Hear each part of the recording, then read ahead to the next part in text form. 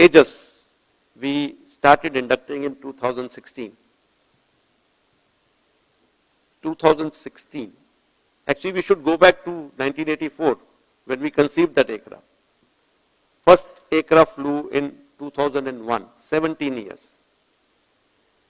Then the induction started another 15 years later, 2016.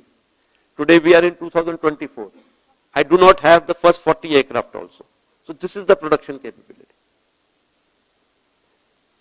We need to do something. And I am very convinced that we need to get some private players in.